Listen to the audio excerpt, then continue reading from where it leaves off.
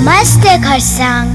चुनावी परिचर्चामा यहाँलाई पुनः स्वागत छु र मसँग आज हुनुहुन्छ शिक्षक युवराज सुन्दास र हामीले उहाँलाई एक राजनीतिक विश्लेषकको रूपमा पाएका छौँ। विगतमा पनि यहाँले आफ्नो राजनीतिक जुन चाहिँ ज्ञान रहेको छ त्यसपछि उहाँले हामीलाई बताएको हुन् र अघि कार्यक्रमको प्रथम चरणमा भने कि हामीले जिटिएको चुनाव अवधि पनि हाम्रो तर्फबाट एउटा प्रिय हामीले प्रोजेक्सन गरेको थियो कि कसले जित्नु सम्भावित कति कति सिटहरू जित्छ भने प्रायः त्यो हाम्रो एकदम सठिक निशानामा लागेको थियो र अब त्यो निशाना हामी पछि प्रयास गर्नेछौँ, त्यो प्रति पनि हामी कुरा गर्नेछौँ। तर अहिले भने अब कार्यक्रमको अघिल्लो चरणमा हामी जुन चाहिँ विधा एउटा छोटो व्यापारिक विषयमा जान अघि हामीले कुरा गरेको थियौँ। मैले तपाईँलाई बताएको थिएँ कि ग्राम सेवा मतलब जुन चाहिँ हाम्रो समिति ग्राम पञ्चायत समिति रहन्छ यी सदस्यहरूको भूमिका के रहेको छ अनि केन्द्र अनि राज्य सरकारले यो पञ्चायतलाई के कस्तो प्रकारको अधिकार दिएको छ यसमाथि म प्रश्न सोधिरहेको छु। युवराज सुन्दासजी धेरै धेरै धन्यवाद। तपाईँले पनि दिनुभयो। अहिले सोसियल मिडियाको जमाना छ।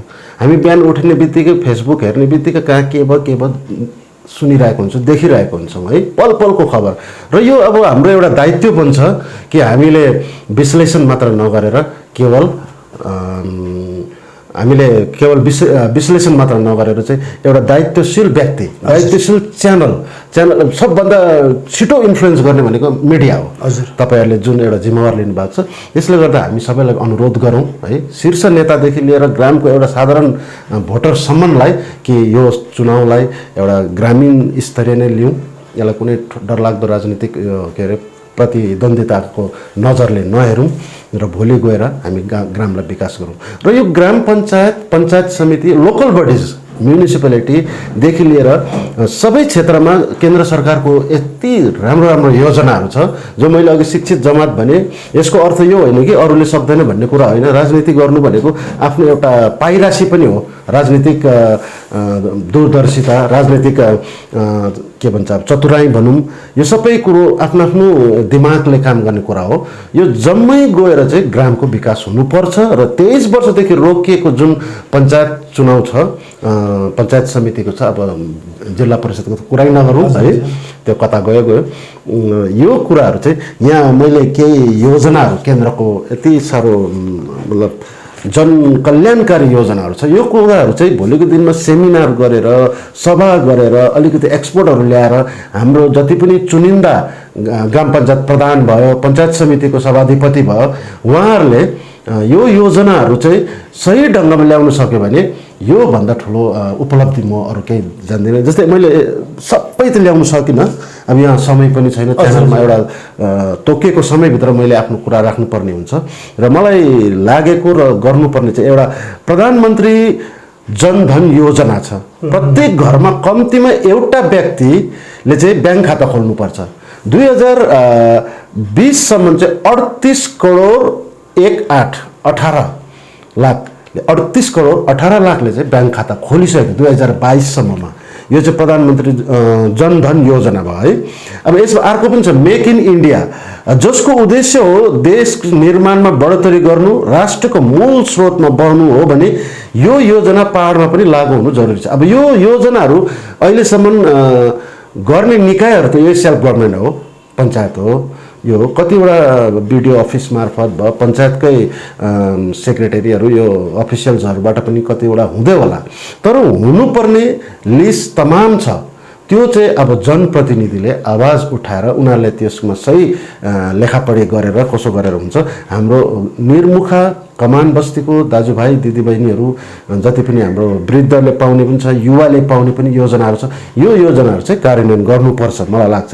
अर्को संसद आदर्श ग्राम योजना, यो योजना अन्तर्गत वर्ष 2019 मा 3वटा ग्रामलाई अधिग्रहण गरेर 2024 सम्म प्रत्येक सांसदले 8वटा ग्रामलाई विकास गर्नु।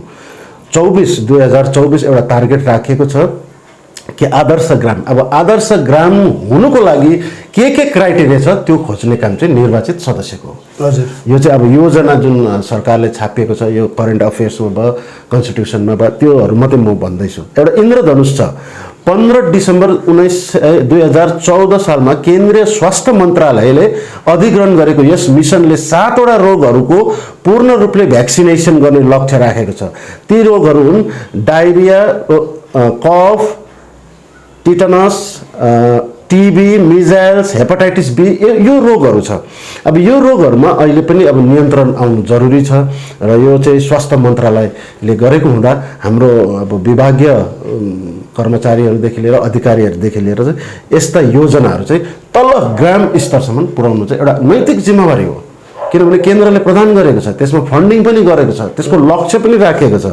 अर्को बेटी बचाओ बेटी पढाओ यो त सबैलाई थाहा भएको कुरो हो। अनि यो चाहिँ हाम्रो पहाडी क्षेत्रमा चाहिँ मधेसको तलको क्षेत्रको तुलनात्मक दृष्टिकोणमा चाहिँ हामीले बेटी र बेटामा त्यस्तो पार्थक्य म देख्दिनँ। हजुर मेरैमा त 2 जना छोरीहरू छ मेरै, मलाई छोरा र छोरीमा मैले अन्तर म देख्दिनँ।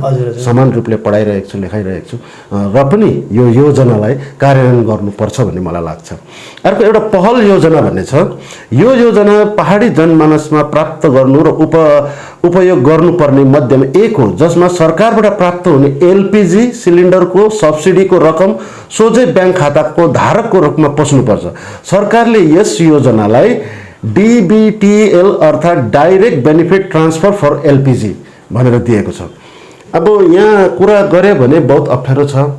हाम्रो वितरक दाजुभाइहरू छ, साथीहरू छ, दुनियाँ छ है, र यो सही रूपले पसिरहेको छैन। कोही बेला यो तलमाथि भइरहेको छ। तर यो चाहिँ योजना लागू हुनुपर्छ। किनभने अलिक पछि गएर म भन्दैछु उजाला योजना अन्तर्गत, प्रधानमन्त्री उजाला योजना अन्तर्गत चाहिँ प्रत्येक गृहिणीलाई चाहिँ ग्यास वितरण गरेको छ। त ग्यास वितरण प्रत्येक घरलाई गरेपछि सब्सिडी पनि प्रत्येक घरले पायो भने आर्थिकमा अलिकति भए पनि उनीहरूलाई फाइदा हुन्छ र यो सही रूपले कार्यान्वयन हुनुपर्छ भन्ने मलाई मेरो व्यक्तिगत पनि यसमा विचार छ। अर्को प्रधानमन्त्री मुद्रा योजना, यो बडो इन्ट्रेस्टिङ छ निर्मलजी, अलिकति यसलाई हामी उयो गरौँ। प्रधानमन्त्री मुद्रा योजना शिशु, किशोर अनि तरुणहरू, चाइल्ड यङ युथहरूलाई लिएर चाहिँ यो योजना अन्तर्गत 50,000, 5 लाखदेखि 10 लाखसम्मको ऋण प्रदान गर्ने केन्द्रीय योजना छ। अब कुरा के हुन्छ भने शिशुले 50,000, तरुणले यङहरूले 5 लाखदेखि 10 लाखसम्म ऋण पाउने रहेछ प्रधानमन्त्री मुद्रा योजना अन्तर्गत भने। अब हामीले सम्बन्धित विभागमा SDO office, BDO office, DM अफिसमा गएर हाम्रो जनप्रतिनिधिले यसको खोज तलास गर्नु पर्यो, ताकि यो योजना हाम्रो आर्थिक रूपले विपन्न परिवारसम्म पुग्न सक्यो भने त्यो एउटा ठुलो उपलब्धि हुन्छ। मलाई लाग्छ यस्तो योजनाहरू डाइरेक्टली व्यापक रूपमा प्रचार प्रसार भइरहेको छैन, तर यो केन्द्रबाट स्वीकृत गरेको कुरा योजनाहरू हो। अर्को उजाला योजना, मैले अघि भन्दै थिएँ, उजालाको खपतलाई घटाउनु, के अरे बिजुलीको खपतलाई घटाउनु, मूल्य कम, प्रत्येकलाई एलइडी बल्ब प्रदान गर्ने योजना छ। एलइडी जसले चाहिँ अर्को त्यो रातो बल्बभन्दा चाहिँ यसले एकदमै खपत कम्ती गर्छ है, एनर्जीलाई प्रिजर्भ गर्छ भन्ने छ। अब त्यो एलइडी बल्ब हामीले पाएको छौँ त, हाम्रो गाउँघरले पाएको छ त। अब यो रोकेको पञ्चायतले चाहिँ के अरे अर्को पञ्चायत समितिहरूले चाहिँ यो कुराहरू चाहिँ निकाल्नुपर्छ। अनि म त 23 वर्ष उदेक लाग्दो 23 वर्षसम्म हामी अन्धकारमा थियौँ भने अब यो योजनाहरू चाहिँ हाम्रो जनप्रतिनिधि, म त अझै म के भन्न चाहन्छु भने हाम्रो दर्शक महानुभावलाई, यो केवल पञ्चायत र पञ्चायत समितिसँग मात्रै सीमित छैन, यो जिटिएको सभासदले पनि गर्नु सक्छ। जिटिएको प्रमुख कार्यपालले पनि निर्देश दिएर उहाँहरूको सम्बन्धित जति पनि सभासदहरू छन्, लु कहाँ के योजनाहरू छ, त्यो योजनाहरू कसले पाइरहेको छैन, कसले पाएको छैन, एउटा विश्लेषण गरेर खोज तलास गरेर प्रदान गर्यो भने अझै राम्रो हो। यसमा कसैले रोक्नु सक्दैन। हजुर दर्शक महानुभावहरू, यसरी पञ्चायत अनि पञ्चायत चुनावको विषय चर्चा परिचर्चामा हाम्रो युवराज सुन्दासजीले खुबै सरल अनि एकदम सबैले बुझ्ने भाषामा नै बताइदिनु भयो कि पञ्चायती व्यवस्थामा कुन कुन व्यवस्थाहरूको आधारमा हामीलाई कुन केन्द्र अनि राज्य सरकारले सहुलियतहरू दिएका छन् त। अब यहाँ एउटा ठुलो प्रश्न उठ्न जान्छ कि जो पनि पञ्चायत समिति सदस्यहरू जितेर जान्छ, अब उहाँहरूको काँधमा एउटा ठुलो जिम्मेवारी आइपर्न जान्छ कि उहाँले जुन प्रकारको यो व्यवस्थाहरूको मात्र जुन चाहिँ प्रकारको योजनाहरू गिनाउनु भयो, अब यो खोजेर निकालेर अनि तपाईँकै जनमानसलाई त्यसलाई फाइदा उठाउनुको निम्ति तपाईँले उहाँहरूसम्म ल्याउने दायित्व उठेको छ। अब हाम्रो जनताको राज हुन्छ, अब गाउँवासीमा विकासको मूल फुट्छ भन्ने आशा साँचेका छौँ। अब हामी कार्यक्रमको एकदमै अन्तिम चरणमा छौँ। हामीले पञ्चायती व्यवस्था के हो, पञ्चायती व्यवस्था पहाडमा किन 2 स्तरीय भइरहेको छ, किन 3 स्तरीय भएन, त्यो माथि पनि हल्का फुल्का चर्चा गऱ्यौँ। साथमा पञ्चायती व्यवस्थामा कुन कुन योजनाहरू केन्द्र अनि राज्य सरकारले दिएका छन् त्यो माथि पनि हाम्रा युवराज सुन्दरजीले हामीलाई प्रकाश पार्नुभयो। अब हामी यहाँबाट एउटा तीर छोड्न गइरहेका छौँ, जो हामीले जिटिएमा पनि जिटिएको इलेक्सन समयमा पनि छोडेका थियौँ। यतापट्टि छ गोर्खाल्यान्ड क्षेत्रीय प्रशासनका सत्तासीन दल भारतीय गोर्खा प्रजातान्त्रिक मोर्चा अनि कहीँ न कहीँ छद्म बेसमा भए तापनि राज्यका तृणमूल काङ्ग्रेस एलायन्स यसलाई भन्न सक्छौँ, एलायन्सै भन्न सक्छौँ हामी होइन।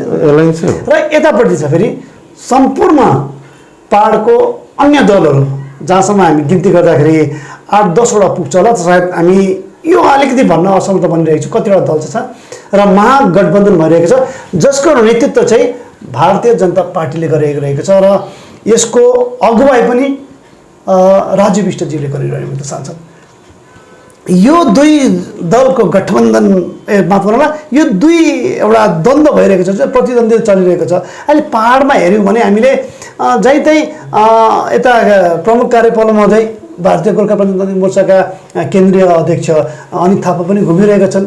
दार्जिलिङका सांसद पनि आफ्नो टोली लिएर गाउँघर गएर मतदाताहरूलाई आफ्नो पक्षमा भोट हाल्नेको लागि उहाँहरूले जमर्को कचिरहेको छ। तौल वेट गर्दाखेरि कुन पल्ला भारी लागिरहेको छ? अब हेर्नुहोस्, यो पनि एकदमै समयले चाहेको प्रश्न हो। अहिले प्रत्येक सोसियल मिडियामा यही द्वन्द्व प्रतिद्वन्द्वीहरू हामी देखिरहेका छौँ। कसैलाई नाराबाजी गरिरहेको छ, कसैले के महागठबन्धन। अब यो महागठबन्धन पहाडको क्षेत्रीय राजनीतिमा मात्र होइन, भारतीय गोर्खा प्रजातान्त्रिक मोर्चाको नेतृत्व अनित थापाजीले लिनुभएको छ अनि उनीहरू जिटिएमा सत्तासीन छन्, उनीहरू बहुमतमा छन्, उनीहरूको अर्गनाइजेसन छ, ट्रेड युनियनहरूदेखि लिएर सबै कुरो। त्यसो हुँदा आज जति पनि रेस्ट दलहरू छ, जिएनएलएफ भयो, गोजामुमु भयो है, बिजेपी भयो, यो 7-8वटा दलहरू मिलेर गठबन्धन गरेको छ। यो चाहिँ राष्ट्रिय स्तरसम्म हुने काम हो। यो त्यो कसरी भने अहिले अब एनडिए अथवा मोदी प्रधानमन्त्री मोदीजीको नेतृत्वमा भारतीय के अरे बिजेपी भारतीय जनता पार्टीको शासन छ। अब त्यसलाई 24को आम इलेक्सनमा हराएर चाहिँ सत्ताच्युत गर्नुको लागि चाहिँ सारा गठबन्धन भइरहेको छ। हजुर हजुर, ममता ब्यानर्जीदेखि लिएर नीतिश कुमारदेखि लिएर शरद पवारदेखि लिएर दुनियाँ उनीहरूको पनि गठबन्धन। यो चलिआएको खेल हो। यहाँ एउटा सरदार पटेल जो चाहिँ आइरन म्यान अफ इन्डिया भन्थे, उनले भनेको थिए अब vote for Congress is vote for Gandhi. अब महागठबन्धनमा vote for BGPM is vote for Anit Thapa. यो कम्पेरिटिभ स्टडी गर्नु सकिन्छ। र जुन अर्को कुरो महागठबन्धनको नेतृत्वमा चाहिँ मलाई अब एउटा स्वतन्त्र विश्लेषकको रूपमा भन्नु हो भने चाहिँ विमल गुरुङ पनि थिए त्यो महागठबन्धनको सभामा है, जेएनएलएफबाट पनि क्रामाक्पाबाट पनि सबै दलका प्रतिनिधि अनि सिनियर लिडरहरू अनि पहाडकै स्थायी नेतृत्वहरू यहाँ हुँदाहुँदै महागठबन्धनको जम्मै बागडोर चाहिँ हाम्रो राजु विष्टजी सायद उहाँहरूले सिटिङ एमपीको हैसियतमा भनेको हो या त उनलाई अब सचिनै तिमीले सक्छौ भनेर चाहिँ नेतृत्व प्रदान गरेको, यो उहाँहरू जानुन्। तर यसो हेर्दा जुन महागठबन्धन भयो त्यो महागठबन्धनले चाहिँ जुन अहिले बिजेपिएम अथवा अनित थापाजीको पार्टीले बारम्बार आरोप लगाइरहेको छ कि यो चाहिँ क्षेत्रीय पार्टी नाच्ने काम भयो, बिजेपी मात्र भयो। अनि आजको पत्र पत्रिकामा पनि छ, थुप्रै जग्गा पनि हेरेँ मैले, तपाईँहरूले पनि हेर्नुभयो होला, बिजेपीको सिम्बलमा सबै उठिरहेको छ। त्यसो भए जेएनएलएफ के भयो त, गोजामुमु के भयो त, क्रामाक्पा के भयो त भन्ने पनि छ। अन्त त्यसो हुँदा चाहिँ यदि यो नैया पार गर्नु नै जम्मै लागि परेर चाहिँ बिजेपीलाई आत्मसमर्पण गरेको, राजनीतिक आत्मसमर्पण गरेको हो भने भन्नु केही छैन। नत्र भने चाहिँ क्षेत्रीय पार्टीहरूको आफ्नो अस्तित्व पनि त्यो महागठबन्धनमा राख्नुपर्ने थियो। हजुर यहाँले कुरो गर्नुभयो है, किनभने केही दिन अघि मात्र सायद जहाँसम्म लाग्छ मङ्पू क्षेत्रबाट होला गोर्खाल्यान्ड क्षेत्रीय प्रशासनका प्रमुख कार्यपाल अनित थापाजी, अनि हामीले पार्टीगत रूपमा हेऱ्यौँ भने उहाँ भारतीय गोर्खा प्रजातान्त्रिक मोर्चाका संस्थापक अध्यक्ष हुनुहुन्छ र उहाँले त्यस समय भन्नुभएको थियो कि चुनाव त आउँछ जान्छ तर हाम्रो घरभित्रको दाजुभाइको झगडामा चाहिँ बाहिरले चाहिँ जस्तै एउटा वर्डै भन्नुभएको थियो उहाँले, घरको साङ्लीको झगडामा चाहिँ वनसाङ्लीले चाहिँ हामीलाई चाहिँ नखाओस् पनि भन्नुभएको थियो, किनभने यसले हाम्रो क्षेत्रीय पार्टीलाई खाइरहेको छ भन्नुभएको थियो। यो सन्दर्भ सायद तपाईँले हजुर यही त अब कुरा चाहिँ कसो हो भने क्षेत्रीयता पनि बचाइराख्नु पर्यो नि त, नत्र भने यो गठबन्धनले सम्पूर्णले चाहिँ बिजेपीमा भोलिको दिनमा गएर बिजेपी पार्टी गर्नु पर्यो, किनभने नैतिक जिम्मेवारी त हुन्छ नि त। जुन पहाडमा जन्मेको क्षेत्रीय पार्टी छ, चुनाव चाहिँ यस्तो चिज हो, चाहे त्यो ग्राम पञ्चायतको होस्, चाहे त्यो विधानसभाको होस्, लोकसभाको होस्, सबभन्दा राजनीतिक पार्टीको चाहिँ सबैभन्दा प्रमुख पर्व नै चुनाव हो। चुनाव जितेर आफ्नो पार्टीले सत्तामा गएर चाहिँ जन कल्याणको कामहरू गर्नु चाहिँ उद्देश्य हो। हजुर हजुर कुनै धार्मिक संस्था वा भगवान गरेर हुन्थ्यो, राजनीतिमा चाहिँ म सत्तामा जान्छु, मेरो विचारधारालाई चाहिँ म देशमा राज्यमा क्षेत्रीय स्तरमा चाहिँ इम्प्लिमेन्ट गर्छु भन्नु चाहिँ राजनीतिक पार्टीको मूल उद्देश्य हो। त्यसो हुँदा चाहिँ आज त्यो मूल उद्देश्य सबै ओभरल्याप भइरहेको छ। हजुर हजुर ओभरल्याप नहुनु पर्ने हो। त्यसले गर्दाखेरि यहाँनिर महागठबन्धनको अन्य जति पनि दलहरू छ बिजेपी बाहेक, उहाँहरूले पनि आफ्नो स्ट्यान्ड क्लियर गर्नु पर्यो कि हामी we all are in BJP now भन्नु पर्यो। होइन भने चाहिँ अब यो गठबन्धन चुनावको लागि मात्र हो भने चाहिँ यसले अब नकारात्मक र सकारात्मक चाहिँ 8 तारिकको बादमा नै थाहा पाइन्छ। तर जुन क्षेत्रीयता गर्यो हरण भयो भन्ने मुद्दा छ, योलाई पचाउनु अलिक कठिनै पर्छ। हजुर युवराजी, अघि तपाईँले भन्नुभयो है आइरन म्यान अफ इन्डिया हाम्रो सरदार वल्लभभाइ पटेललाई भन्ने गर्छ। उहाँले जुन चाहिँ एउटा कोट तपाईँले मेन्सन गर्नुभयो कि vote for Congress is vote for Gandhi, र अहिले नै हामीले कुरा गरौँ भने vote for BGPM Bharatiya Gorkha Prajatantra Morcha is vote for Anit Thapa. र यसरी नै हामीले गठबन्धनलाई भोट गऱ्यौँ भने यस काहीँ न काहीँ हामीले बिजेपीलाई भोट गरेको छ। अब यो विशेष हामीले दुईवटा पार्टीलाई अनि दुईवटा जसले अगुवाई गरिरहेको छ, यतापट्टि अनित थापाले अगुवाई गरिरहेको छ, महागठबन्धनलाई यता राजु विष्टले। अब यो दुईजनाको कामकाजको कहीँ न कहीँ कम्पेरिजन त आउँछ। राजु विष्टले पहाडको लागि के कस्तो गर्यो, अनि यता अनित थापाज्यूले पहाडको लागि के कस्तो गरिरहेको छ।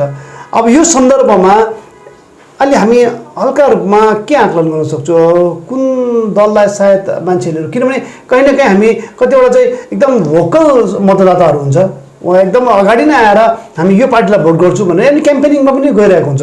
तर कतिपय हामीले साइलेन्स भोटर पनि मान्छौँ जो चाहिँ एकदमै चुपचाप बसिरहेको हुन्छ, तर समय अवधिमा मात्रै उहाँले भोट चुपचापमै काज गरेर जान्छ, जो हामीले एमपी इलेक्सनमा पनि देखेका छौँ। के लाग्छ तपाईँको अहिले एनालाइज गर्नु पऱ्यो भने तपाईँ कतिको यसलाई भन्नु चाहनुहुन्छ, किनभने जिटिए इलेक्सनमा तपाईँले भनेको प्रायः 90% नै सही भएको थियो। हजुर धन्यवाद। कुरा कस्तो हो भने मेरो विचारमा चाहिँ यो महागठबन्धन र हाम्रो यो बिजेपिएममा जुन छ, एउटा सत्ताधारी पार्टीलाई चुनावमा घेर्नु भनेको चाहिँ विपक्षीको धर्म हजुर है। अर्को कुरो राजु विष्टजी र हाम्रो अनित थापाजीमा एउटा समानान्तर म प्रब्लम के देख्छु भने उहाँहरूलाई अनितजीलाई 17को आन्दोलनमा कुनै के भयो जाति विरोधी भन्ने एउटा लान्छना लाग्यो। अर्को कुरो 2009, 2014, 2019 तीनचोटि कन्जिक्युटिभ 3 टाइम्स बिजेपीलाई चाहिँ दार्जिलिङ पहाडले चाहिँ एमपी दिएर पठायो। योपालि त झन् 2 जना एमएलए पनि दियो, मिस्टर बजगाई, मिस्टर निरज जिल्ला, उहाँहरू 2 जना त एमएलए पनि जानुभयो। त्यस पश्चात पिपिएसको कुरा आयो, अटोनोमसको कुरा छ, गोर्खाल्यान्डको कुरा छ।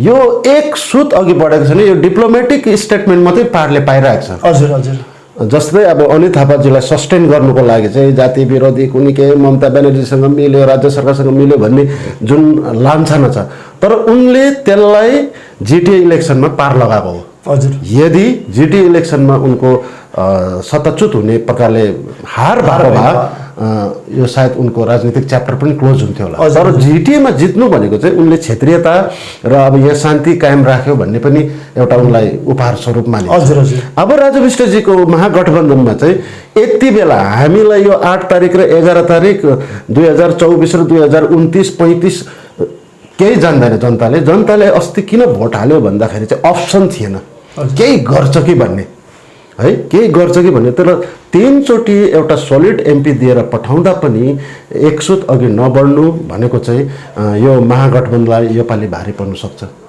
अनि हामी विश्लेषक हौँ, लेखक हौँ, कवि हौँ, कलाकार हौँ, खेलाडी हौँ, जो पनि बिजनेसम्यान हौँ, हामीलाई पहाडमा छुट्टै राज्य चाहिन्छ, एउटा व्यवस्था चाहिन्छ शान्तिपूर्ण ढङ्गमा भन्ने हामी सबैको चाहना छ।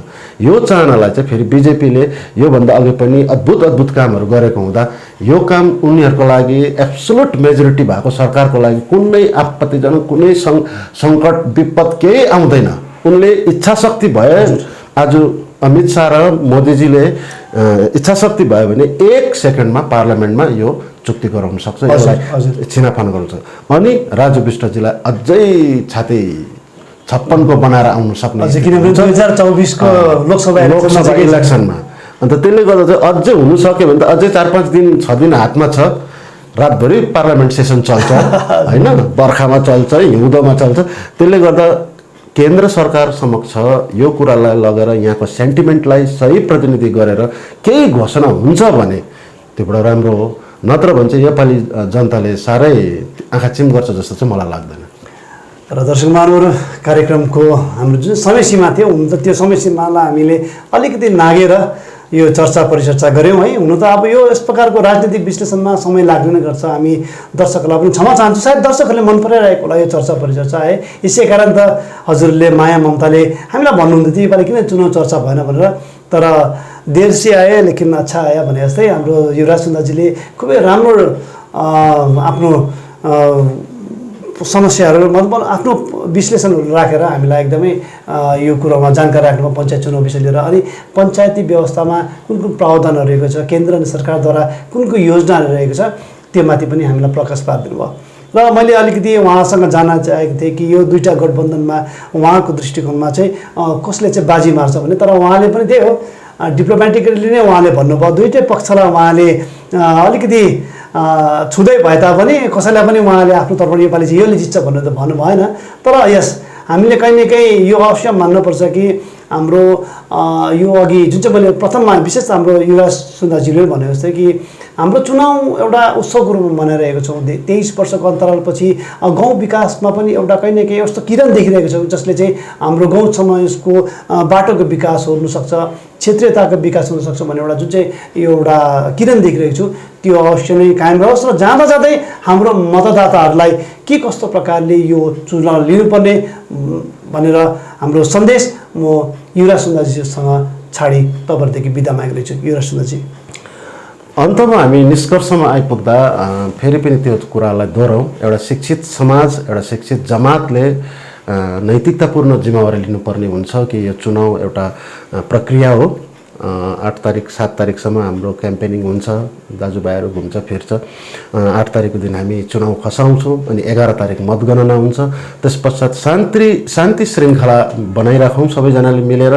जो पनि निर्वाचित हुन्छ उहाँहरूलाई अग्रिम बधाई शुभकामना। जसले पनि निर्वाचन हुँदैन, जसरी आज तपाईँहरूले घर घर गएर ग्राम सेवाको प्रतिबद्धता देखाइरहनु भएको छ, जित्दा पनि हार्दा पनि त्यो प्रतिबद्धता कायम रहोस्। र अघि यहाँ निर्मलजीले मलाई अलिकति डिप्लोमेटिक एन्सर दियो भन्नुभएको थियो। र एउटा चलिआएको प्रथाअनुसार चाहिँ कुनै पनि क्षेत्रीय पार्टीहरू सत्तामा आएपछि कमसेकम 15 देखि 20 वर्ष शासन गरेको इतिहासहरू छ। सुभाष घिसिङले 22 वर्ष गरे, हाम्रो नरबहादुर भण्डारीजी भयो, चामलिङ भयो। चामलिङजी त लङ्गेस्ट चिफ मिनिस्टर 32 वर्ष समथिङ यो छ है। त्यसले गर्दा अब यो जिटिएमा हाम्रो अनितजी हुनुहुन्छ र सत्ताधारी पार्टीलाई एकै तालमा सत्ताच्युत गरिहाल्नु पनि सक्दैन। त्यो लोकल सेन्टिमेन्ट बोकेको हुन्छ, उनीहरूको तन्त्रहरू फिजिएको हुन्छ, अर्गनाइजेसन हुन्छ। त्यसले गर्दाखेरि चाहिँ यो चुनावमा जुन प्रकारको उनको लोकप्रियताले अलि अघि बढिरहेको हामी देखिरहेछौँ सोसियल मिडियाहरूमा इत्यादिमा, त्यसले गर्दा त्यति सहजै उहाँले हारको सामना गर्नुपर्छ जस्तो चाहिँ मलाई लाग्दैन। र यो चर्चा परिचर्चा हेरिदिनु भएकोमा धन्यवाद दिँदै हामी फेरि भेटौँला। आजलाई भने नमस्ते।